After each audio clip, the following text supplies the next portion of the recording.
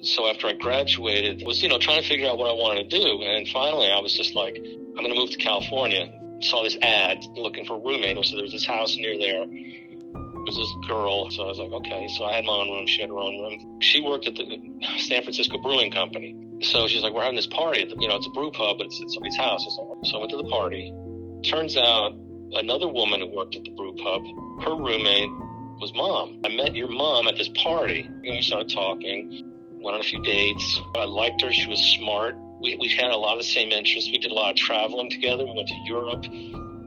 But, I just liked her. To me, she's a beautiful person.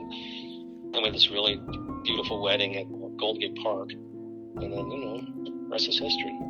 Even when Mom was pregnant, I was like, I'll never forget this.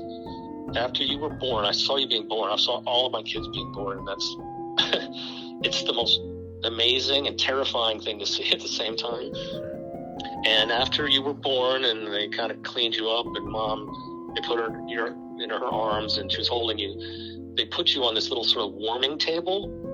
And I remember, I don't think you as a newborn could see me or recognize me, but it looked like you were looking right at me as if to say, all right, Pops, I'm here. What are you going to do about it, or something like that? I'll never forget that look. There's a picture of you and you're pointing. You used to point a lot. You went through a period where you would point. And I don't know. I just remember that was the cutest little thing. I think we had your first birthday party back there. And we had a chocolate cake. And I think it was the first time you'd ever had chocolate cake. And the look on your face, when you tried that chocolate cake for the first time, it was like, you'd gone to another dimension or something.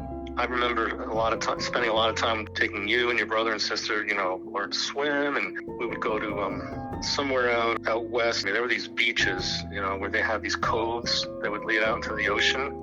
We'd go out there a lot, and then there was probably like this restaurant we always used to go to, and then as you got older, I was really into the sports. We had years and years of the baseball thing. Then you get older and you guys turned out great, and I say that as like, despite any trials and tribulations, I feel very lucky.